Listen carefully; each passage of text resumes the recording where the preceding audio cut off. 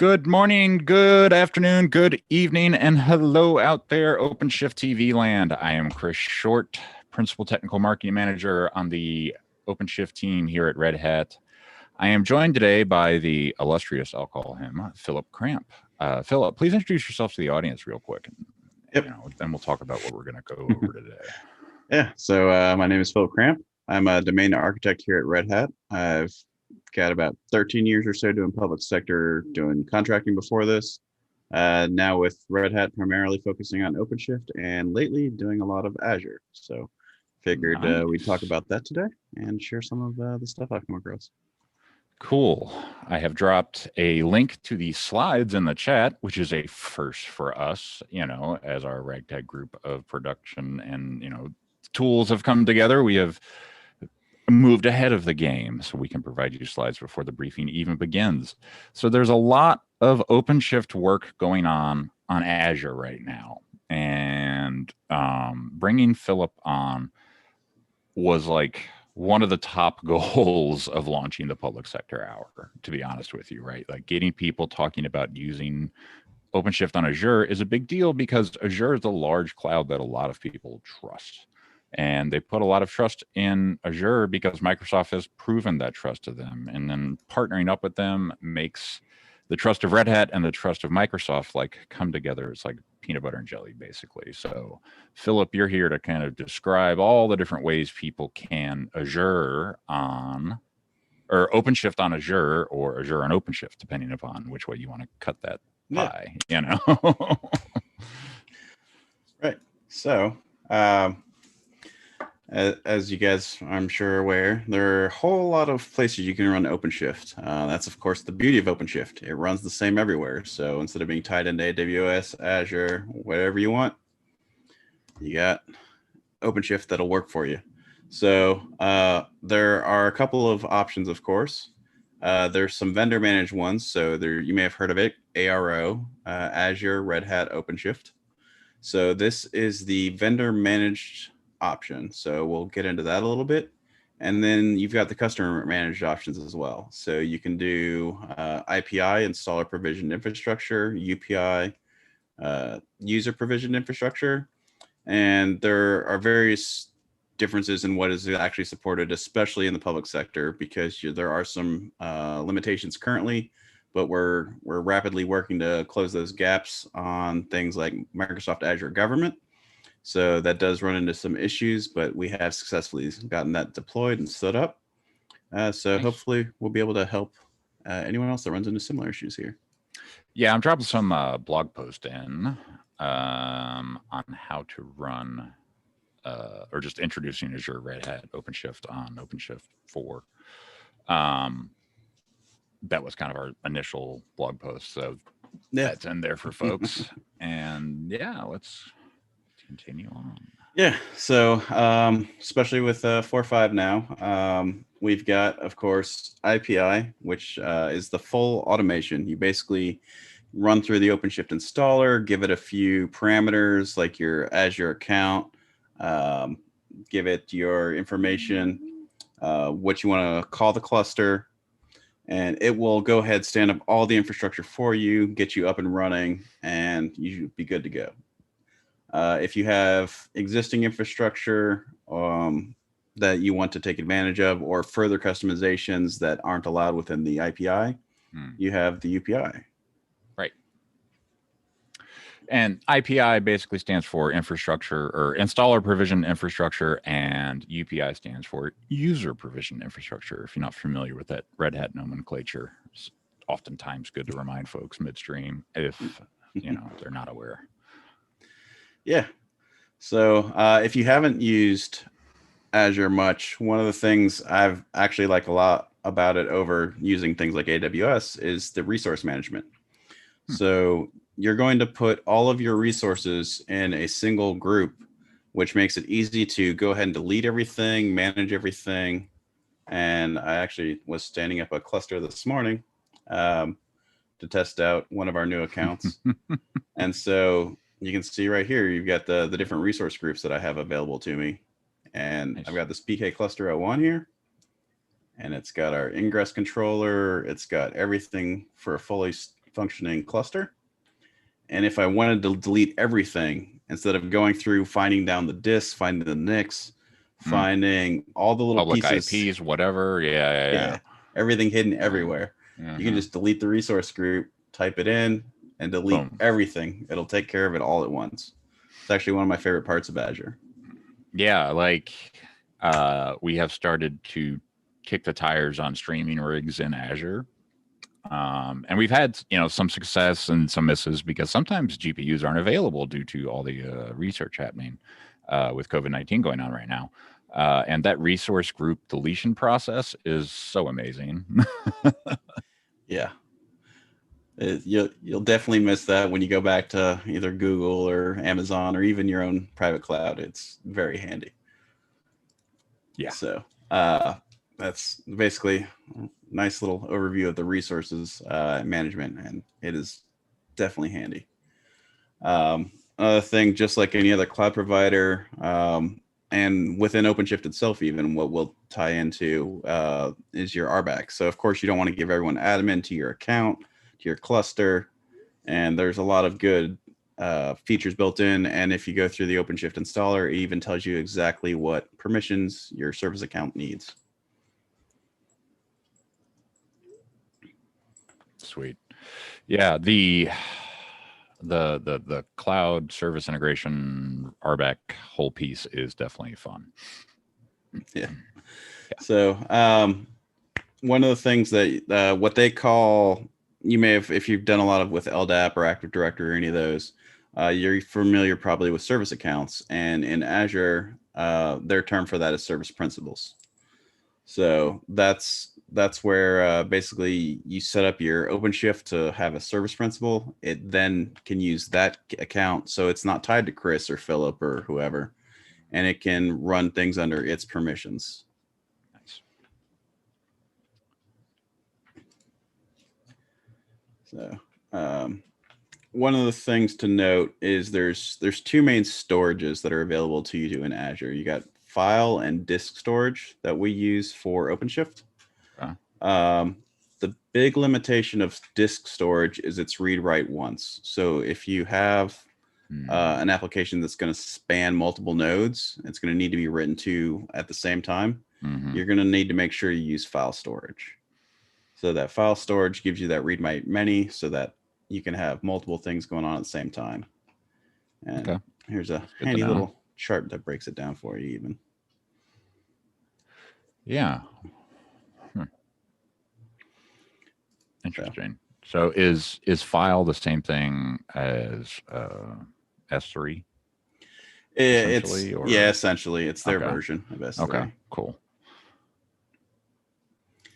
And so as we kind of mentioned at the top, and we'll dig in a little bit more at this point, the Azure Red Hat OpenShift is really, if you would like a managed solution running on Azure. So this is something that is jointly engineered with Microsoft and Red Hat. It is managed for you. Some of the customizations will be limited because it is a managed service, so they need to maintain that uptime, try to limit you from breaking the cluster. Things like that. It's very easy to break a cluster these days. Yes, especially if you have full admin to everything. Yeah. So one limitation to note here, and we'll dig into it a little bit more in a little bit, is this is currently only offered in the public cloud. Okay. So if you're trying to do the public sector with Azure Government or MAG, it will not currently work. So we are actively working with Microsoft, and it does work in the new 4.6 nightlies. Okay. They're doing some work to test it, make sure it is ready to go. It should become publicly available shortly after 4.6 releases, sometime this fall. And at that point, the government side of ARO will be available. So if you have those kind of requirements for your customers or for yourself that you would like Azure to run it for you, that will be coming very shortly. If you have a Microsoft rep that you already work with, they may even be able to work with you ahead of time with some of this testing that they're doing currently. Nice. So it's great that we are working in tandem with them, Yes. right? Like it if some organizations, I can imagine, right, like there's not often that level of collaboration at this level, right? So oftentimes it's, oh, we made an API change and toss over the fence kind of thing, Exactly. or one's coming, soonish, be ready for it kind of thing. This is actually working together, making sure that this actually works together well. Yeah. In fact, we have a weekly call with Microsoft Engineering to work with this, as well as another thing we'll talk about in a little bit, Azure Stack Hub.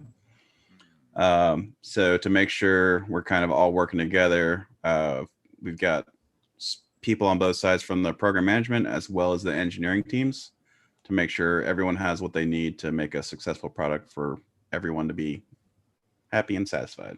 Yeah. And, right, like building the platform, running the platform, if those are things you're good at, this might not be the right solution for you. But if you're looking to, use Azure, use OpenShift, and accelerate in that fashion together, this is a wonderful solution potentially for you. Yep. Yeah. So, and kind of go into that a little bit. So here's actually the next two slides kind of break that down a little bit for you. So if you want to run your own Red Hat OpenShift cluster, basically what's provided by Microsoft and Red Hat are the platform support. Mm-hmm. So you can get whatever help you need when you run into issues, if you have technical assistance you need. But you're responsible for doing everything else: your user management, project and quotas, application lifecycle, your cluster creation, cluster management, monitoring, logging, updates, etc. Mm-hmm. So you've got all these pieces that basically you control yourself. But if you maybe you don't have the team size, you don't have the skill base to currently do that yourself, but you'd like to get into running OpenShift and containers, then that's where ARO comes in nicely. And basically they do everything for you except, of course, manage your own applications, your quotas, and your users. So they'll take care of the cluster, they'll take care of the management, all the pieces to support you just being able to do your applications and move on your way. So they move the platform complexities out of the way so you can focus on solving business problems. Exactly. If that sounds like a win-win for a lot of people, right? Like, yeah, a lot of people just don't like. We enjoy playing with OpenShift and all the complexities and stuff. Oh yeah, that's what this channel is all about. But not everybody has that time, that skill set. So that staff, right? Like yeah. it at a larger scale, it requires a certain number of people and Mm-hmm. or a certain skill set that automates that operation and maintenance and ongoing care and feeding of OpenShift clusters. So yeah, this is trying to get that out of your way so you can focus on application and business problems. Exactly. So so some of the highlights, of course, just kind of breaking this down in a different view for you. The things that it brings or enhances for you is the ARO provides full cluster admin. It works with private clusters, express routing support. You can bring your own networks. Wow. You can do cluster auto scaling, which is one of the really nice features of OpenShift 4. So that's true. Yeah. Exactly. So as a lot of you probably know, with the OpenShift and containers and stuff, you set up your health check rules and everything, and it'll automatically grow your pods and containers as you need. Well, but what happens when you suck up all your resources? Exactly. With OpenShift 4, let's say you run into a cap on the number of nodes that you have and they're out of resources, you can set up rules for your nodes as well, and those will scale up automatically and scale down as you no longer need them. That, I think, is one of the beauties of 4 by itself, but the fact that it's integrated now with Azure makes it even sweeter on that platform. Yeah, it just helps you with any of those surge conditions. You may be set up in the US and all of a sudden you have demand from Europe. It may be in the middle of the night for you, or you don't have admins up to scale that. Yeah, you might not have that 24/7 service desk. Exactly. Right? Exactly. Yeah. We want to simplify things and make it better for you. always. Like that's our like that's our function. Exactly. So the ARO can also do your HA, your multi-AZ clusters, so that you're set up for that redundancy across networks, across environments. And basically, one of the things they bring in as well, if you do have these requirements, is they can go ahead and help you get your cluster and environment set up for your regulatory compliance. So if you're like a credit card processing, your PCI DSS, your FedRAMP High for our federal customers, and they're adding more compliance. Yeah, that I think has been Azure's like shining star, right? Like they have prided themselves in having these compliance levels like built in, right? Yep. Like if you need this, like, because I remember this from like way back like 2016 2017 when I was working at one of the Duke research institutes, and like they like came out and they were just like, hey, by the way, we've got what you need. Whatever, if you need FedRAMP, whatever you want, because we were running federal research programs too. They had it, right? Like they had the FISMA compliance, the HIPAA compliance, all that stuff was out there all ready to go. Is HIPAA in here too or not? I don't remember. I don't either. I'm sure it's on the roadmap if it's not. Right. But that I think, because I know the Azure, like one of the first things they did was got HIPAA compliance, right? Yep. Like out the box, right? Because I mean that they came to us with that like right off, and we were like, well, as long as we keep the rails on that, we'll be okay, you know. Exactly. So yeah. Okay. I think it's in there, but it's of course not on our handy slide here. Yeah, but I mean, there's a lot of different like regulatory compliance things that they cover already out of the box. Right. I think that's one of the big things that helped them basically win that JEDI contract. We'll see if they end up with it in the end.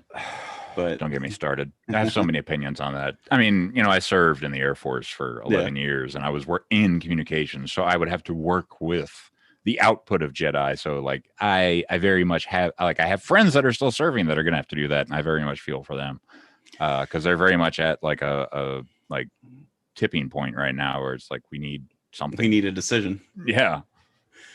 But because of that, whether it ends up going to them or not, I think with all these built-in compliances, that's why there's a lot more interest lately in Azure, especially for the government side.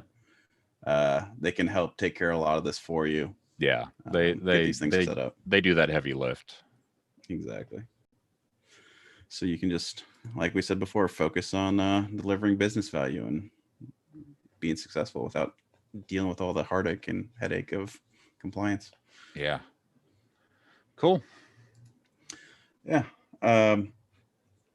So one of the things that you guys may not be aware of, but if you're doing the ARO, the Azure Red Hat OpenShift, so we have not only our engineering teams working together to get this product set up and ready, they're continuously working together. So if you run into an issue that needs support, our support teams are linked together and can work together to solve that, whether it's an Azure issue, an OpenShift issue, some combination of the two. They can take care of all that for you. So when you say they're together, is it ticket bounce back and forth together, or is it if it's a lower priority? Okay. I mean, that's fair, right? Like, but I mean, have we had calls where it's like Microsoft engineer, Red Hat engineer, customer on the phone kind of deal? I haven't been involved in them, but I have heard that is exactly how some of them have gone. Okay. If it's a high priority issue, it's a complex issue, get them all on the phone, get them working together, and basically get it all sorted out as quickly as possible with all the support you need combined. Yeah, no, I mean it's pretty remarkable what our support teams can do nowadays. Mm-hmm. Yeah. So this is again kind of breaking down the features and just another method because not everyone learns or retains information the same. Mm-hmm. So it's kind of giving you another kind of bolted list of what all's in there. And this one actually does mention the HIPAA that we were asking about Okay, earlier. good. So, Yeah. It had more room. yeah. Went into that a little bit further. Yeah. But no, it was good to mention that, ISO was in some state of compliance coming, I guess, or is there recently? Yeah, so the previous something? one said coming, so I'm guessing this is a slightly newer slide. Maybe that's why it has HIPAA and everything else. Yeah. everything else in there. Okay. So Because I remember seeing something about ISO support. Like, it's not one of those things that I typically pay attention to too much. I just know that it's there in the back of my head, right? I thought I saw something recently on the blog, but yeah, mostly pay more attention to the FIPS and the STIG and all that stuff from all the federal customers. But yeah, they're adding new ones all the time. So if yours isn't here yet, I'm sure it's in the works. And I bet if you picked up the phone and called them, they'd tell you. Yep, they can tell you exactly what it is, and if they're not working on it yet, if we get more customers asking for it, they'll move it up to the priority. Yeah, that's the biggest thing, right? Like, if you come here and you're learning this or you're watching this afterwards, feel free to reach out to me, cshort@redhat.com, and say, hey, just saw the OpenShift on Azure stream. I've got this use case, but I can't do it because of X. Let me know. I can send that feedback along, and I'm happy to. And it means much more coming from a customer than it does from either Chris or me asking, hey, I'd really like this feature. Right, exactly. Right. Like I can wish in one hand and something else in another, and the other hand will fill up first. And but if I have a customer backing me saying, hey, they want this, it means a lot. Yeah. And so here's kind of overview of it. So the ARO does include things like the underlying Linux VMs. Nice. Pricing and everything. So there's the starting price for your ARO. It's of course more expensive than running it yourself. Mm-hmm. But as we talked before, it's a trade-off. There's an SLA, there's support, there's exactly. Do you have the staff, or do you want to have the staff to maintain this yourself? Right. And in some cases, right, like if it's going to meet that level of compliance, the trade-off is minimal, right? Like if you're checking the regulatory boxes and that's the hardest or the toughest challenge you're facing in your org, it's an easy win, right? To an extent. If there's other challenges in your organization, maybe running it yourself on Azure is the better solution. Yeah. So as we mentioned a little bit before, one of the things we're also continuously working with Azure on and the Microsoft team is Azure Stack. So one of the things that at least I've heard a lot about recently is computing at the edge. So people want to do hybrid clouds, they want to do edge computing, and that's one of the things, of course, with OpenShift we back all the time is hybrid clouds and being able to run it where you want, when you want it. Yeah, wherever you need it. Azure is trying to do the same thing with their cloud. So their offering for doing it on premise is Azure Stack Hub. Of course, the marketing on that says, oh, it's the same as Azure. Anything that runs on Azure Stack. But as I'm sure everyone's aware, the marketing versus what's reality is a little bit different. So one of the things I was working on was trying to see if we could basically do a quick patch to get OpenShift up and running on this. Unfortunately, found out that wasn't the case, and we're going to have to treat it as a whole separate platform and basically create the installer support from the ground up.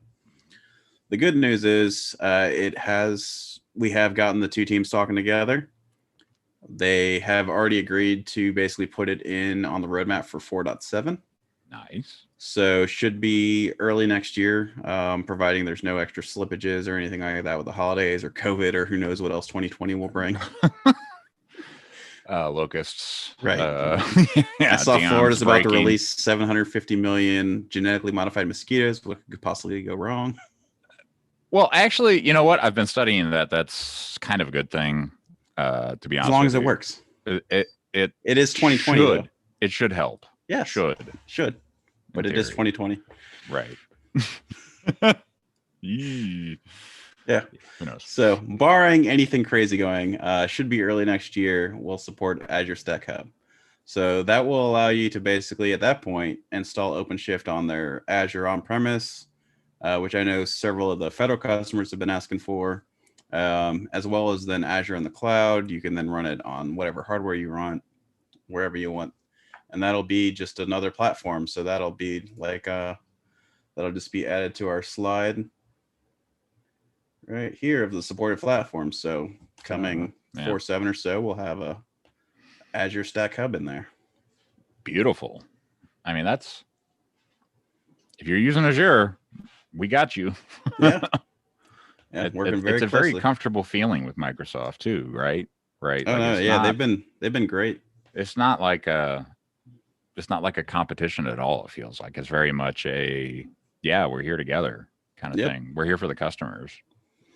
Exactly. It's not like the Microsoft of a couple years ago where they're anti-open source, anti-Linux. They've been not at all. With. Right. Like, I mean, it's the exact opposite. Mm-hmm. Yeah. Pretty cool. Yeah. So because this was actually using one of the nightlies, there's not a nice little upgrade button. But one of the nice things with 4 when you're running on Azure is normally you would have a little upgrade button here where you could just go ahead and when the new one comes out, you could also change your channel you're looking for. So one of the things we've really focused on with 4 is making that upgrade process easier. If you've messed with OpenShift 3, you know how much of a nightmare that could be. Do an upgrade. Mm-hmm. Yeah, if it weren't for OpenShift 4, I don't know if I'd have my sanity. I completely agree. Yeah. I mean, we've made it pretty simple to where it's like, there's a new release available. Do you want it? Yes or no? Yeah. And would you like to install it? And if you haven't, somehow built your applications to run as single pod applications or single container applications, right? Like you've built them to make use of container native infrastructure, cloud native infrastructure, I should say. Your cluster will be completely upgraded within a few hours. Like, I think the fastest I've seen is 20 minutes. The slowest I've seen is a couple hours. Yeah. A lot of it depends on your network speed and your computing power. Yeah, your compute and how saturated it might be at that time, right? Like because you take down a node to upgrade it, right? Like from the bottom up kind of thing with, Core OS or Red Hat Core OS under the hood, everything kind of being built out, from the ground up as that node is rebuilt.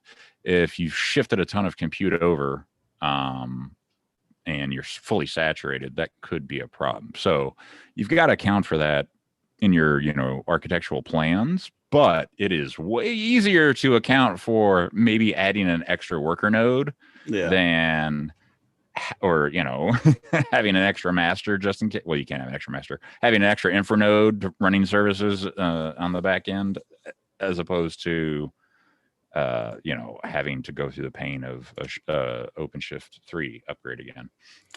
Yeah. And so one of the things, of course, if you're in Azure commercial or when 4.6 comes out, or if you're using the latest nightlies that actually support the Azure environment, kind of what we talked about before, where you can scale up your cluster on demand. So I'll talk about this in a little bit, some of the hurdles in it currently installing in Azure government. It's not actually tied in. It doesn't understand the underlying Azure infrastructure.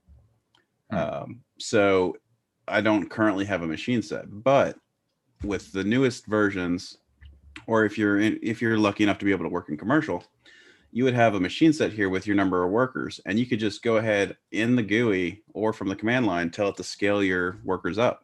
And within about 5 minutes or so, you could have a new worker, 2 new workers, 10 new workers automatically spun up, joined to the cluster. So even if you're saturated, you want to do an upgrade, you can go ahead and spin up your cluster, add another worker temporarily so that it can offload some of that compute power and everything, and then spin it back down once your cluster is upgraded. Yeah.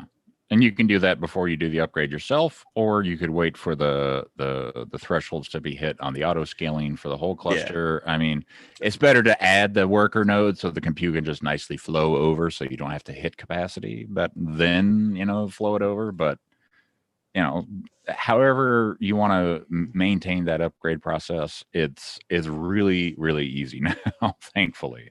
Yeah. Yeah, and if you're a cluster admin, we have finally this nice dashboard that lets you see all of your available computing power and stuff. So you can see this is just a small little 6-node cluster, how much CPU I have, basically using none of it. Yeah. How much memory, how much RAM, disk space.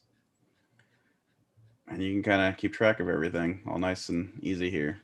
Yeah, it'll give you the status of the operators. If you're going to a node upgrade, you'll see the events happening on the right hand side of the page. Yeah. So on the status cluster operations page, it'll tell you which operators are in a state of upgrade or whatever. Yeah, and you can even see right here on the cluster operators. Currently, I'm running 4.6 nightly. This is the date and everything. And if you were running through an upgrade, you would see these start changing. They'd briefly become unavailable as they're doing the upgrade. You'd see the new versions roll in, and you can kind of keep track of exactly where you are in the upgrade process. Yeah, and the nice thing about operators is that even if the current operator is being upgraded in the background until it comes fully up, the old version is still running, and you have to delete that old CRD before the new CRD takes over, kind of deal, right? Like that transition is very very smooth. And the operator concept, I'm having words problem this afternoon, has really really really come to shine in OpenShift 4, because we stack the deck with operators, and even the most trivial of things we've turned into operators, because we believe that having that high availability of operators and upgrade capabilities of operators, and kind of that full lifecycle management of operators is incredibly important to making this upgrade process easy. Yeah. And when I say easy, I don't say it lightly, right? Like, I spin up clusters and I upgrade them easily, right? Like, not more easily. Yeah, I mean, unless I'm on the nightly builds and there's some bug or something, that's a whole different story. The nightlies don't understand where they are, so they can't pull an upgrade version. But the goal of this was to basically make it so that you could upgrade it just like you do your phone. So you get a new version of Android or iOS, you click a button, it does everything for you. We even call it over-the-air upgrades, right? Like that's, we refer to them as OTA updates, which is handy and nice, right? Like, I would love to think about my infrastructure like I think about my phone, because I use an iOS device. I really don't think about it unless it's like time to upgrade. Exactly. I really don't think about the underlying guts of it. I just use it, right? Like, and I use the crap out of my phone. Exactly. You want it to work. You don't care about how do I upgrade this part, or I mean, even with Android, right? Like, the apps auto update themselves. If there's a new feature, you get it done, right? Like, you don't have to worry about that stuff in the background. Yep. And you basically can do the same thing with, so not only can you do that with the cluster, you can do that with your operators too. Right. So when you install an operator, you can pick the version. You can say whether you want it to, some of them do have seamless upgrades. This one is basically a basic install. Yeah. There are some other ones which will do the full life cycle. They'll do insights. So each operator that will tell you what capabilities it has within it. Yes. And if it offers upgrades, you can tell it, go ahead, upgrade this automatically for me. Right. Or, if you need a change approval process in there, you can set it to manual and, have it, it's just like that click button upgrade cluster thing. This just upgrades the operator for you. It's the same concept. We just take it and put it on steroids to go full cluster level, as well as, application level type thing. Wow, you're picking all the bad ones, or all the, not bad ones, all the phase one ones. Try a security one. Yeah, like try the alcohol operator one. It's got to have more guts. Nope. Wow. Okay. CrunchyDB. Try theirs. Database, Crunchy. Yeah, there you go. There you go. One of my best friends works for Crunchy, so I should have. Yeah, I've got a good friend at Crunchy. Yeah, and yeah. So yeah, they've got the full autopilot, what we call, capability level phase 5 autopilot, operator, which does everything from installs to upgrades, lifecycle management, gives you some insights, right? Like there's some metering tie-ins and hooks in there as well, I'm sure. As well as giving you the capability to just set it and forget it kind of thing, which is kind of awesome when it comes to databases, because upgrading databases is hard. And if you can, if you have the persistent storage for the database out there, this just manages everything on top of it, right? Like it treats it as, cattle, as opposed to this nice bespoke thing that you have to take care of, like databases of yore, where they were super fragile, or not fragile, but like you had to put kind of walls around them and say, this is the database area. Now It's just kind of like, well, this is the disk the database is on. Let's take care of that, Right. And that's bringing in one of the capabilities that is one of the big selling points for things like Azure or AWS or any of those, where you use their databases. You can schedule them to kind of do the same thing and upgrade for you, because no one wants to deal with that. There's I always forget the name of it. I blank on it, and it's like service something operator. And it'll actually easily integrate. Like if you want to use Azure files in a certain way every time, no matter what, across your entire infrastructure, you can create this operator that will, you add it to your catalog, and it's like, oh, here's Azure files, for your application space, and your app developers can just grab it and say, all right, I've got files, or I've got, whatever other database service or, DNS service or whatever I need integrated and set up by the cluster admins in advance, and made available to the developers. And that I think is the real power of running OpenShift on any cloud. But in Azure, you've got all those services that are out there that are all compliant, that you have accessible, which is even better, right? Like they almost certify their entire stack as some of those compliance levels, which is amazing, given how many products they have out there. Yeah, it's very handy. But if all you want is them to be a cloud provider, they'll do that too. And yeah, so it's pretty cool. You can pick and choose what level of customization support you want. Yeah, it's like tune the dial how you need. Your organization will get it. Yeah. So you want to show anything else? What else you got on the plate for us? So just kind of to show you another way to get the same stuff, because there's always some people that are command line only. You have to do it on the command line or it doesn't count. So as we were showing you before, you get your cluster operators here, and you can kind of do the same thing that you did before. And if you did like a watch OC get cluster operators, you can watch your upgrade this way too. So if you prefer the command line method, you can just hit install on that other operator. Let's see what happens. Yeah. So we could. Oh, that one's the Crunchy one's a. Oh, I'm sure it's got some prerequisites and stuff. Well, it's a purchase one, so we'll just pick. Where's one of the easy ones? One of these Red Hat ones. Yeah. Nice. Let's do. What's a good one? Do the where's the service mesh one? Or not service mesh, Knative stuff. Knative. Yeah. That stuff's usually quick. That's what I like about it. Here you go. That's right. Yeah. And look, it's got full life cycle. Yeah, level 3. So yeah, and then you hit. So we can pick which version we want. Yeah. So in this case, you would use the latest because you're on 4.6 nightlies and there is no 4.6 yet. Right. And I have since I'm doing a new one, I don't have to worry about compatibility across my clusters or anything like that. Right. Nice. So, and then you can just set this to an approval strategy of automatic. That way it'll upgrade itself. Yeah. New features come in, you'll get them.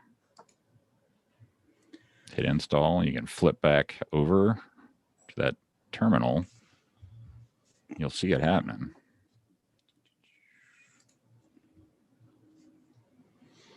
Where did it appear? It should appear shortly. Yeah. It's updating every 10 seconds as opposed to.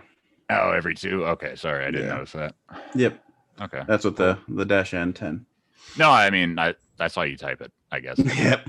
Pick it Just letting other people know in case they weren't aware what the different parameters were. Good call. Thank you. Yeah. Let's see. So this is one that is managed. It puts it in every namespace because you need the eventing access and everything. So it's going through all the default namespaces and adding the service in, but it says succeeded. And I wonder, maybe it's because there's no operands. Could be. Yeah. Great one. Why not? Oh boy.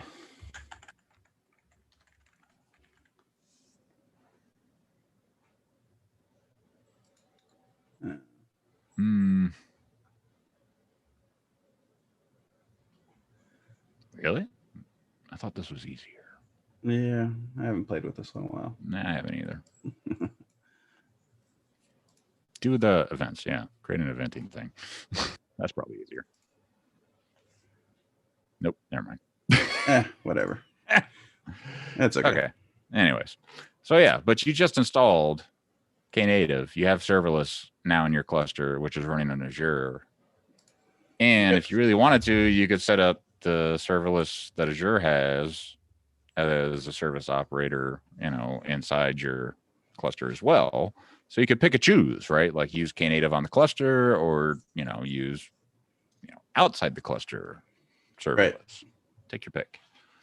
Yeah, of course. The nice thing about on the cluster, it's then the same across whatever environments you want to run on. Right. If you've platformed on OpenShift, you can add a lot of functionality right on top of OpenShift, which is great, which is one of the big selling points. You can add Knative and Istio in the click of a couple buttons. It's pretty nice. You've got serverless and service mesh. Boom, boom. What else do you want? Monitoring? It's already baked in. Auditing? Right. It's there. Metering? Just turn it on.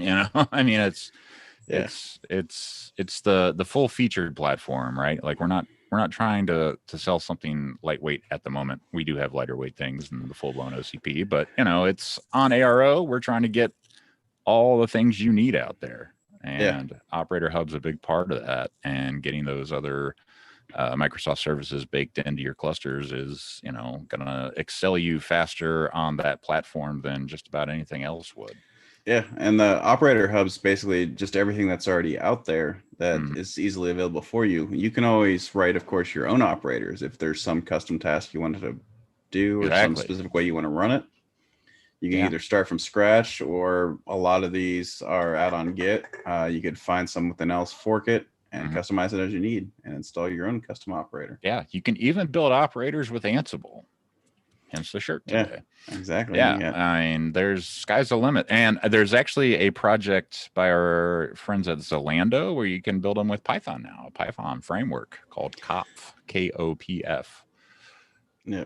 It's pretty nice. So Go, Python, Ansible. Ansible. There's a Bash operator, I believe, by a company called Flant, or an organization called Flant. It's all done in shell. You can make shell operators. Yeah.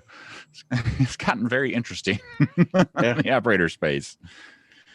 Yeah. So whatever you guys are familiar with, comfortable with, there's probably a way you can write the operator in that.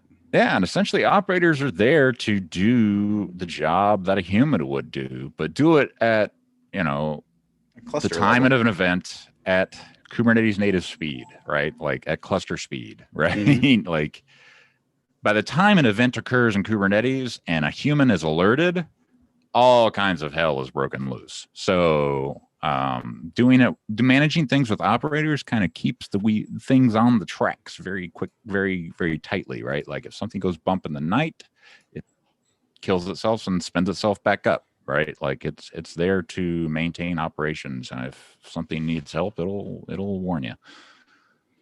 Kind of handy. Yeah, one of the really nice ones that's coming out soon that I'm excited for is the compliance operator. So that one you can use to do some of those things we talked about earlier, where you've got the different compliance levels and stuff. You can use OpenSCAP to basically scan your cluster and keep your cluster at a certain setting. Right. Like, And because it's not just enough to run in the environment. Your cluster has to be like, especially like FIPS, right? Like, there's a lot of stuff you have to yeah, do to actually make it FIPS compliant. But yeah, like maintaining the compliance in the cluster itself, making sure that that certification is, valid is vitally important when auditing time comes along for you, right? Like, yep, so that operator is going to be fun and interesting to keep up to date. I can't wait. yeah. That should help a lot because just because let's say I set it up now for FIPS level, and then Chris comes along, he needs to do something different. He doesn't know I said it, and he changes something in the cluster, and it breaks the FIPS compliance. And if you have the guess operator, what? of course, it maintains that for you. Yeah, it'll set it back, and I'll be like, "Whoa, Yeah, something's going on here. Let me go see what's happening. Oh, look, there's an operator doing something." Yeah, that's pretty nice. Yeah, it prevents you from cutting yourself off at the knees. Yep. Sometimes. Keeps things nice and compliant, whether you want to or not, until you turn that off. Yeah, there's always that. So yeah, Philip, anything else you want to highlight, show off? Let's see. Talk about Microsoft. I mean, talk about Microsoft on the Red Hat OpenShift channel. Yeah. So one of the things I wanted to talk about, kind of just heads up. So until the 4.6, where MAG, or Microsoft Azure Government, is supported. So one of the key things that you kind of have to do to install this is it's actually a combination of these installing Azure using ARM templates. Okay. And the bare metal install. So it's this weird hybrid, because you're basically creating everything manually, and it doesn't really know that it's on Azure. They've got all these nice templates that help create all the resources for you. Right. Where are those at? So you can run through all those, and I've done it for a couple customers, and it works really well. Right. But so here's one that'll basically create all the VNets you need, link it together for you, do everything for you. So it's kind of like a user provision infrastructure, but you can customize it more. You can change these. Like, I had a customer that wanted a specific network address that it used. Okay. So we just let them know to make sure that it's big enough for OpenShift to function on. But they changed it. I think it was like to a 172 something, and changed the subnet. But basically used this template, changed it to how they need, and then had it create. And OpenShift was able to ingest all that stuff and work with their customization. Nice. So this is where some of the stuff you can't fully customize in the IPI, because the installer only knows so many different variables and different ways to configure things. Right. You need to really get down and change deep parameters. The UPI, or using this ARM template method, is probably the best to go. Okay. But you're saying this is resolved in 4.6? Well, so you can use IPI in 4.6 with MAG. Right. Yeah. So if you're using commercial, you're good. But commercial's good on 4.5. Yeah. If you're using MAG, wait for 4.6, or go through the process of using these ARM templates, and off you go. Yeah. And so the other thing too, that we found, and unfortunately that's one of the things Azure is not super detailed about, but these load balancers, and we only found it by looking at the ones the ARM template creates. There's one of them you have to create manually when you're going through those ARM templates, and it's your ingress controller or load balancer. Interesting. Why is it manual? For some reason they didn't. Red Hat did not write an ARM template to do that one. Okay. So, but I guess there could be some significant variance here. Yeah. But the big thing we found that it doesn't work if you use this basic SKU. But this doesn't really tell you anything about what the difference between basic and standard is. If you have to use standard in order for it to actually work. And we found that out by looking at, all right, what's the difference between the one we created? Oh, it's secure by default. So one is HTTPS and one is not. Yeah. So we looked through this and found, oh, hey, that's the ingress one, but the internal one that was created via an ARM template uses the standard SKU. What if I try creating it that way? And sure enough, when we use the What do standard you SKU, know? it ended up working. Huh. Interesting. Wow. So that's Okay. definitely something to be aware of. This is what we call a sharp edge of the cloud. Yeah. I wish there was a little more information here on what exactly the difference between these SKUs are.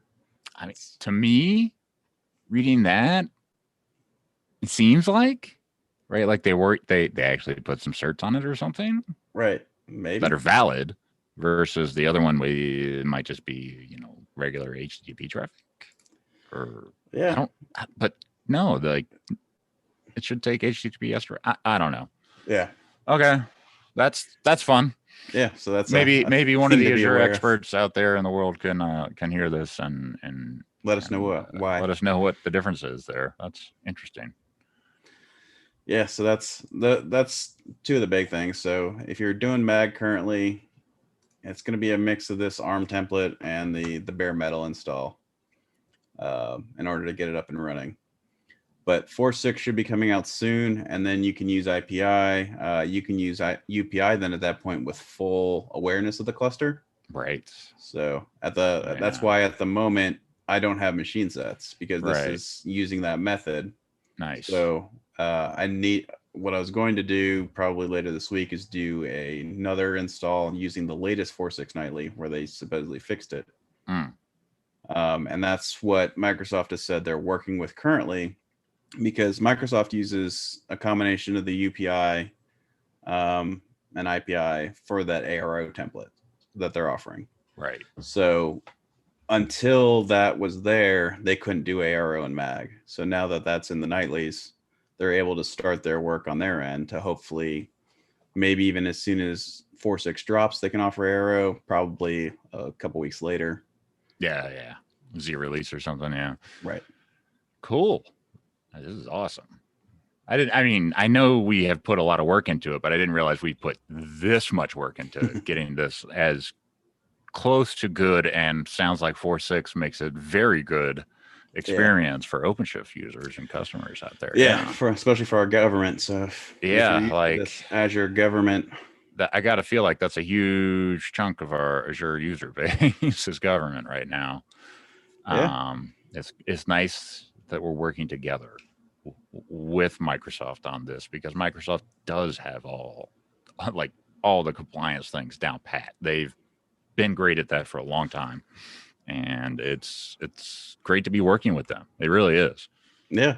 No, it's been very interesting having these weekly calls with them and seeing what progress we're making, where things are at, what we can do for them, what they can do for us. Wow. And that's awesome. We're all working together to create good stuff. It's better customer experience. Yeah, that's what we want. We want our customers to be happy across the board.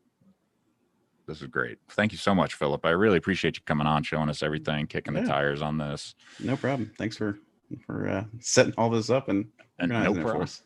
No problem. Thank Lisa for most of the help. Thank you to Lisa Wong out there, wherever you are. And please join us tomorrow. We have Dev Nation is doing their first Tuesday show. It's a tech talk show, 10 a.m. Eastern. Oh, I can't read my calendar. 1400 UTC, followed by our developer experience hour, and then followed by OpenShift Commons briefing. So 10, 11, noon a.m. Eastern. We got you 3 hours of streaming back to back tomorrow. So thank you. We will see you then. Thank you, Philip.